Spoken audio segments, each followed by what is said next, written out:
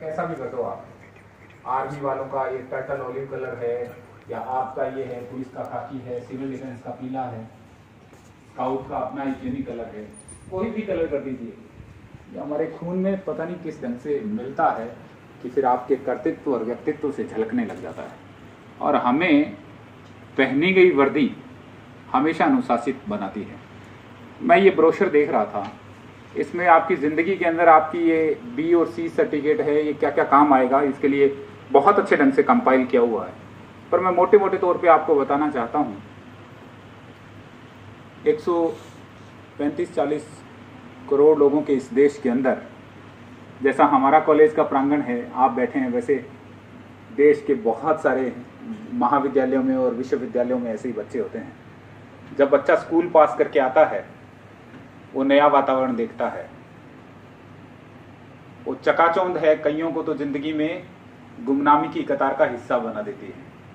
और जिनको लगता है कि नहीं, मैं मेरी जिंदगी में कुछ करना चाहता हूं, वो वहां से बहुत अच्छा सीखते हैं। यह जिंदगी पूर्णतया आपकी है।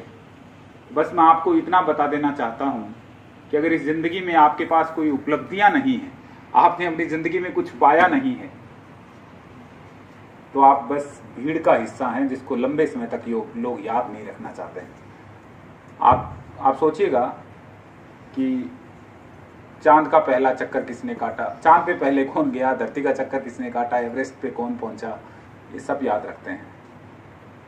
लेकिन 1027वीं बार एवरेस्ट पे कौन गया, 2059वीं बार धरती का चक्कर किसने काटा, इतना याद रखने की फुर्सत नहीं है। हम जिस दौर में जी रहे हैं, इस दौर में पंजाबी में कहते हैं कि कद नू सद है, मतलब जितना ऊंचा इंसान का कद नू सद का मतलब उसकी बात मानी जाती है। तो इस जिंदगी में उपलब्धियां आपका कद तय करेंगी। कद का मतलब फिजिकल हाइट से मतलब नहीं है मेरा। कद का मतलब ये है कि आपने अपनी जिंदगी में कुछ भी अचीव किया, किसी भी क्षेत्र के अंदर।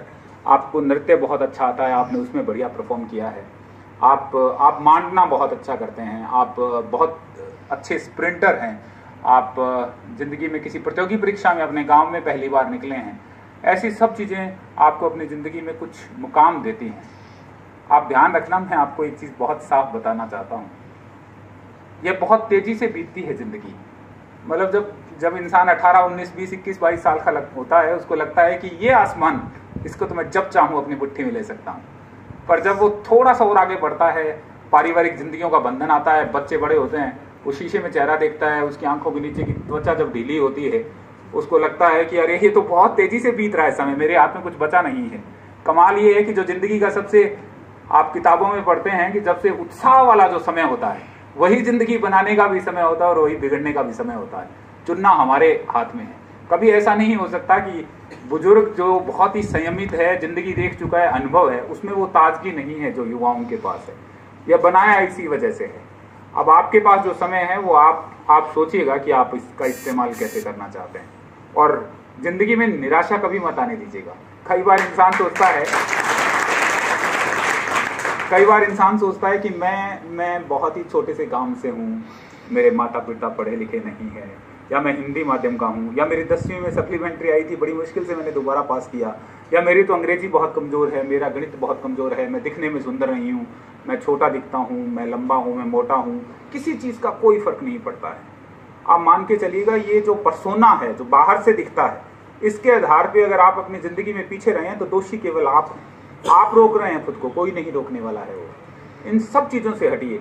जब आप कुछ पा लेते हैं, जब आप कहीं पहुंच जाते हैं, किसी सपने को सच कर लेते हैं, तो तब आपको पता लगता है कि बहुत सारे लोग इस भ्रम में अपनी जिंदगी की जो प्रतिभा है उसका गला घोंट लेते हैं। विशेषकर जो गर्ल्स कैडेट हैं यहाँ हैं, मैं आपको तो विशेषकर कहना चाहता हूँ, मैं हमेशा